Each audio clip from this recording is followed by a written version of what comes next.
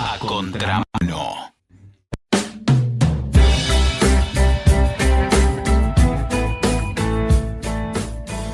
La inflación parece ser un tema endémico de verdad en la Argentina. Todo el mundo dice que es fácil de bajar, que quieren bajarla, que van a bajarla, pero después lo único cierto es que se mantiene vivita, coleando y muy alta.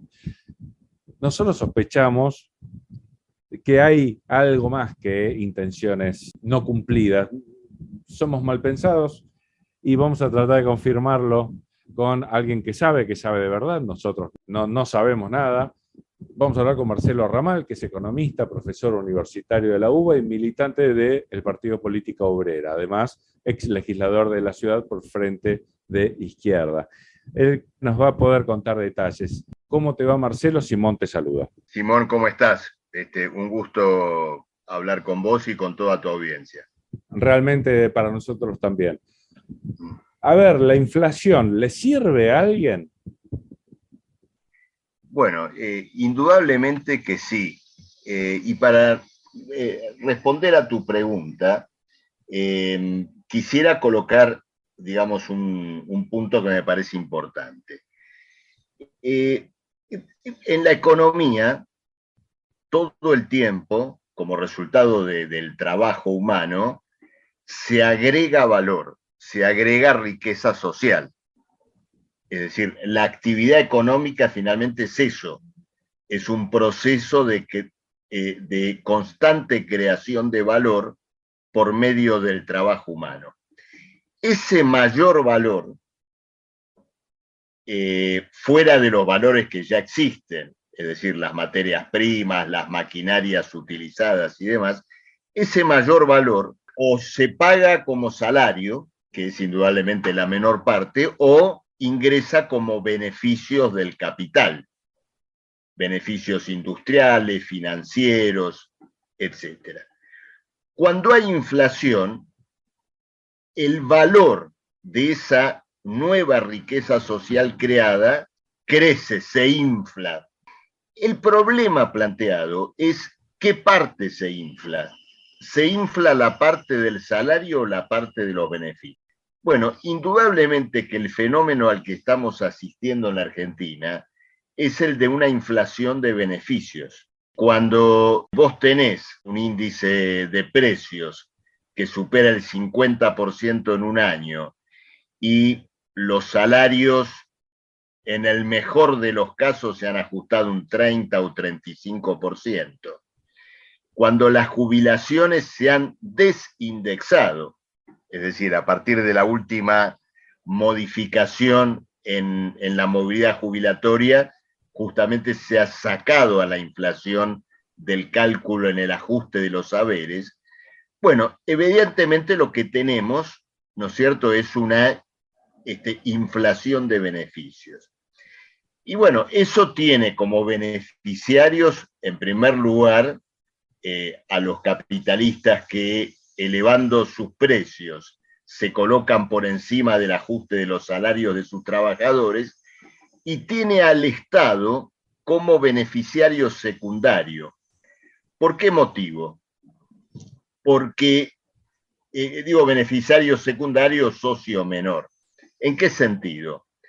Los impuestos al consumo, que entre pitos y flautas representan las 2/3 partes de la recaudación impositiva del país.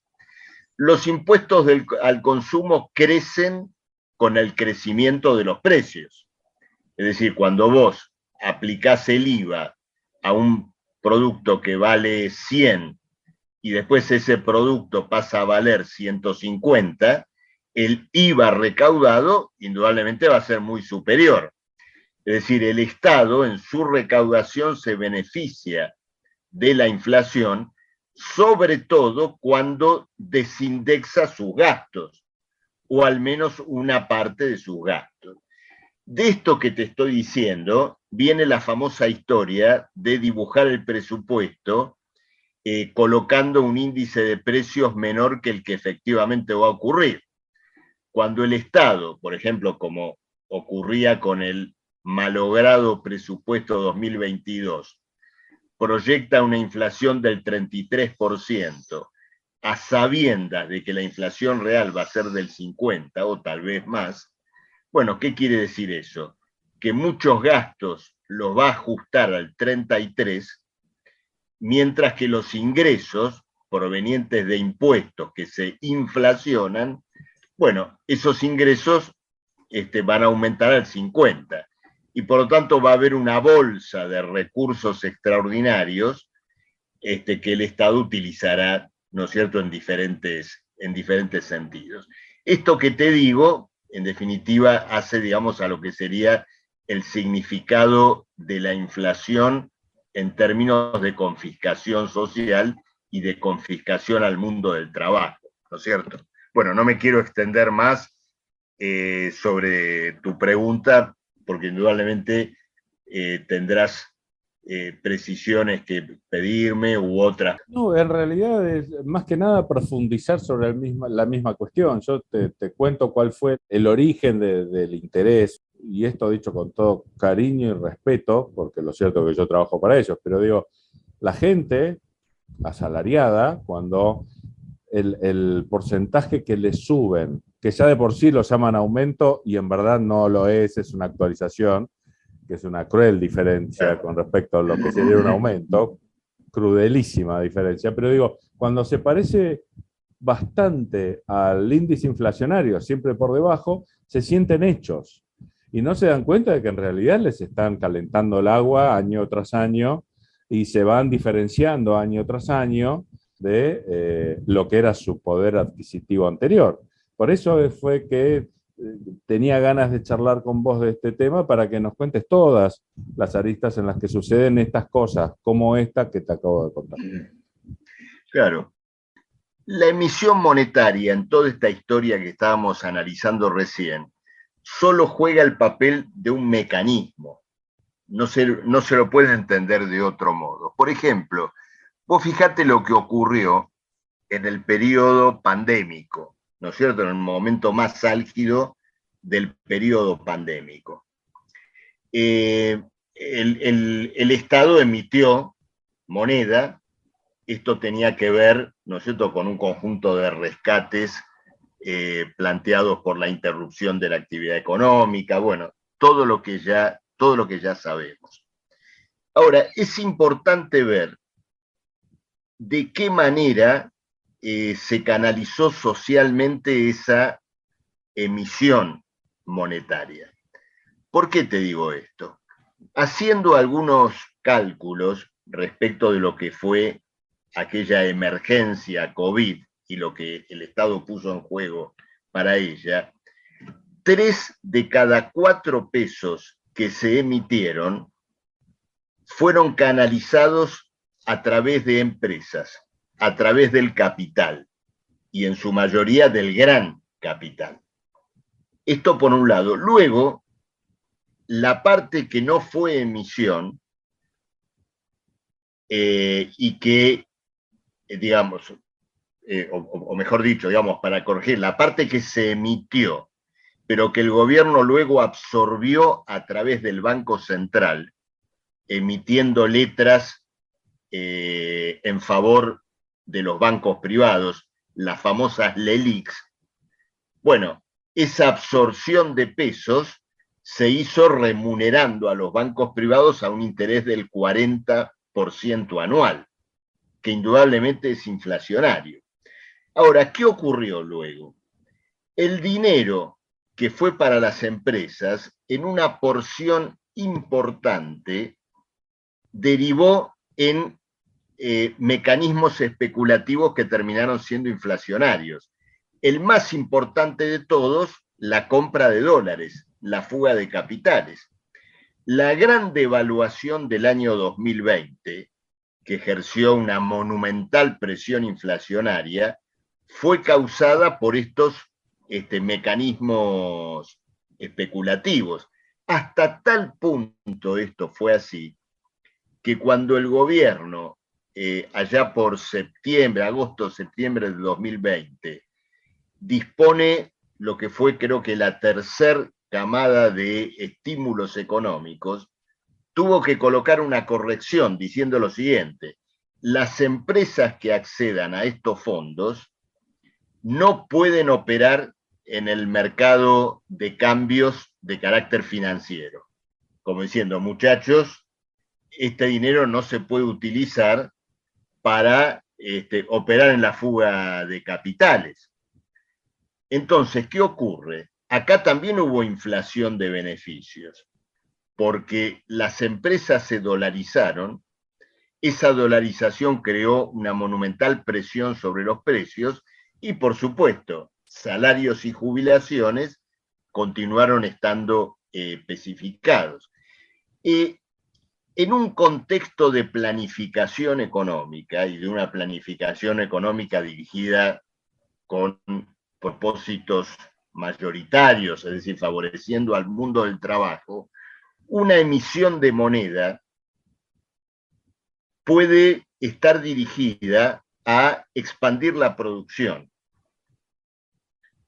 Y esa expansión de la producción luego probablemente cree o agregue valor de tal manera que le permita al Estado retornar aquellos pesos que fueron emitidos.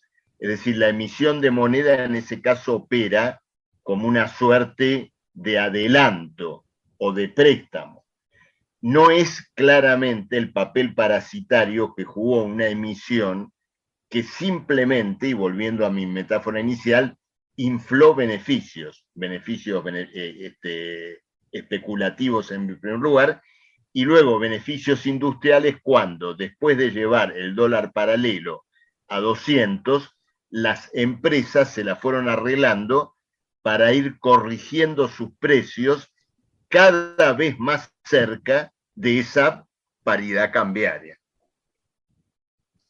Sí, una de las cosas que fueron hitos en su momento, por lo menos en mi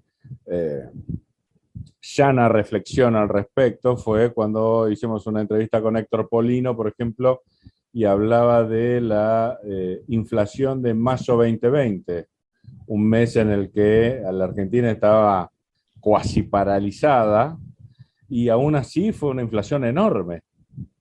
Y él, seguramente lo conoces, viste que él le pone mucho énfasis a lo que es el monopolio, básicamente. Claro, sí, efectivamente. De todos modos, el monopolio, digamos, como tal, no es o no significa, digamos, sistemáticamente, digamos, o automáticamente la posibilidad de la inflación, particularmente si ese monopolio está sometido a la competencia internacional. Donde claramente eso no ocurre es en los servicios públicos, ¿no es cierto? En la electricidad, el gas, el agua. Pero en ese caso, el principal impulsor de la inflación es el propio gobierno, porque finalmente los aumentos de tarifa, ¿no es cierto?, son autorizados desde arriba. En este momento es indudable, es muy claro, que el gobierno y hasta el propio Fondo Monetario Internacional están asumiendo una altísima inflación para el año 2022. Y son muy conscientes de este papel socialmente confiscatorio que va a jugar la inflación. Porque la apuesta es que los precios, las tarifas corran más rápido que los salarios y las jubilaciones, ¿no es cierto? Y que por esa vía se ejerza un ajuste. Por eso es muy importante que, digamos, el mundo del trabajo, los sindicatos, las organizaciones obreras, tengan en claro que el rol en esta pelea es la defensa incondicional del salario, es decir, la defensa de la indexación del salario. Hay un canto de sirena que se le hace escuchar muchas veces a los dirigentes sindicales, que es esta historia de la concertación de precios y salarios, ¿no es cierto? Que más o menos consiste en lo siguiente: los precios y salarios se, entre comillas, concertan una vez que los precios aumentaron. Y por lo tanto es una excusa, una coartada para congelar los salarios. Pero no, en este momento los trabajadores tienen que estar estrictamente atentos en la defensa del real poder de compra del salario, pelear por su indexación, y creo que así como los bonistas o los acreedores de la deuda pública compran títulos indexados que se ajustan por SER, se ajustan por el dólar, ¿no es cierto? O por la inflación en pesos. Bueno, la clase trabajadora tiene que pelear por el salario indexado, trimestralmente, bimestralmente, de acuerdo a la intensidad de la inflación. Sí, totalmente. A ver si vos, desde tu rol de conocedor, percibiste algo parecido, si se ha estudiado, se ha analizado. También da la sensación de que en nuestra sociedad, que no es especialmente peleadora en defensa de los precios, no es de reclamar en particular, es más bien pasiva, es mi humilde opinión desde el llano, con la inflación pierde punto de referencia. Entonces me da la sensación de que es más fácil aumentar cosas porque la gente está un poquito más confundida, ¿es así? Sí, por supuesto. A ver, cuando llegamos a los niveles de inflación que tenemos hoy, asistimos, ya para ponernos más serios incluso, a un principio de disolución de las relaciones económicas corrientes, de las relaciones de cambio, porque finalmente la moneda juega un papel como equivalente general en los intercambios, juega un papel de medida de valor que bajo las actuales condiciones desaparece. Y yendo ya, digamos, al fondo del problema, en la Argentina tenemos un fenómeno de virtual disolución monetaria, de desaparición de la moneda. Y esto ocurre porque la moneda carece de cualquier respaldo real bajo las condiciones de una deuda pública y privada que equivale probablemente toda sumada a cerca del 150% del Producto Bruto Nacional. Es decir, la economía nacional, después del intenso proceso de endeudamiento, carece de recursos para darle cualquier respaldo a la moneda. Este es el fondo de la cuestión por la cual, ¿no es cierto?, el signo monetario argentino virtualmente ha desaparecido y solo podría ser, en principio, reconstruido sobre la base de alterar completamente las bases sociales y económicas del país. Mira vos. Y decime, ¿hay alguna otra arista que convierta la inflación en un negocio que no haya salido en la charla, Marcelo? No, digamos, solo podría decirte, digamos, sumando o haciendo una conclusión de todo lo que hablamos, que tiene que ver con lo siguiente. La inflación es un negocio, sí, pero al mismo tiempo es la confesión de que los que hacen negocios han creado un régimen social inviable e insostenible. Porque, ¿cómo te podría decir? Lo de la inflación como negocio es como si yo te dijera lo siguiente. En un incendio en pleno invierno, hay gente que con las llamas del fuego se hace un poquito de calor a su alrededor. Ok, pero el edificio se está incendiando. Con Okay. esto te doy mi conclusión. Sí, súper claro. Sí.